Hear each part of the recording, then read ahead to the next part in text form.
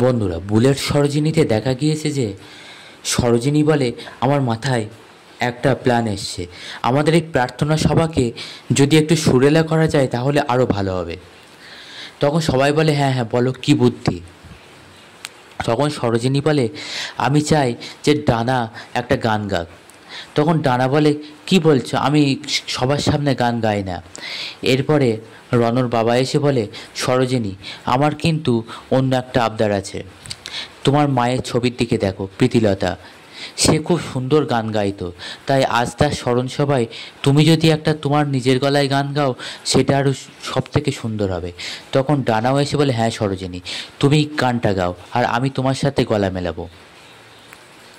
এরপর সরোজিনী তার মায়ের প্রিয় গানটা ধরে।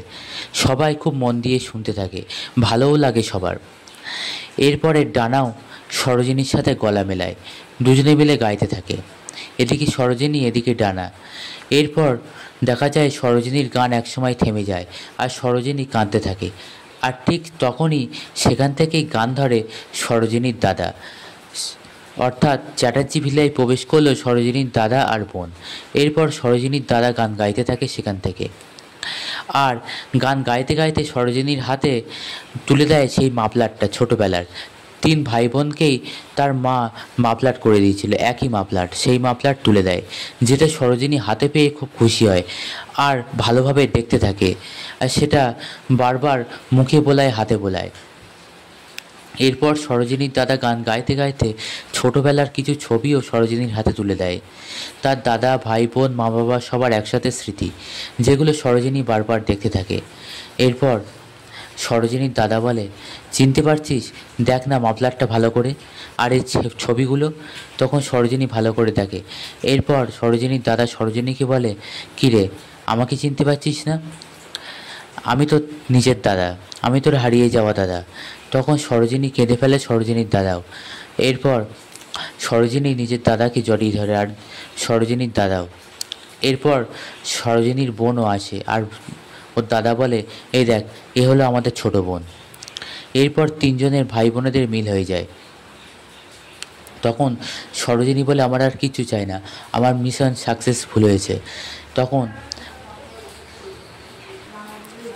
তখন রনর বাবা বলে, তোমার না চাওয়ারই থাকতে পারে, কিন্তু আমার তো চাওয়ার আছে তোমার আর রনর কাছ থেকে।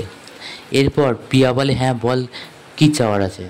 তখন রনর বাবা বলে, আমি চাই যে ওদের বিয়েটা তো আগে যেভাবে হয়েছিল, এবার রণ আর সরোজের রিসেপশনের পার্টিটা হোক জোর করে, আমরা সবাই আনন্দ করব। তখন সবাই তাতে মত দেয়। এরপর দেখা যায় বিনু, মানে সরোজের দাদা বলে যে, আমার এখানে একটা কথা বলার আছে। তখন রনর বাবা বলে, হ্যাঁ অবশ্যই, আপনি সরোজিনীর দাদা, আপনার কথার গুরুত্ব এখানে সব থেকে বেশি। তখন বিনু বলে যে, আমি বলতে চাই, মানে আপনাদের যদি সবার মত থাকে তাহলে আমি ডানা ম্যাডামকে বিয়ে করতে চাই। যেটা শুনি ডানা তো খুব এক্সাইটেড হয়ে যায়, বলে, আপনি সিরিয়াসলি বলছেন?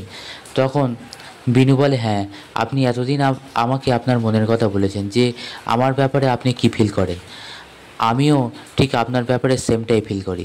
তখন সবার কাছে সবটা পরিষ্কার হয়ে যায় দুজনের রিলেশনের ব্যাপারে। তখন সবাই সবটা মেনেও নেয়। তখন ডানা এক্সাইটেড হয়ে বিনুকে জড়িয়ে ধরতে গেলে সবাই তো দেখে ফেলে। তখন বিনু সরে আসে আর ডানাও লজ্জা পায়। তখন অরু এসে বলে, কিরে ডানা, তুই এত এক্সাইটেড হয়ে যাবি আমরা ভেবে পাইনি। এরপরে রনর বাবা বলে, ঠিক আছে, আমি চাই যে বিনু আর ডানার এনগেজমেন্ট আর ওদিকে রনু আর সরোজের রিসেপশন পার্টি কালকেই হোক। বন্ধুরা, এইভাবেই সবার মিল হয়ে যায়।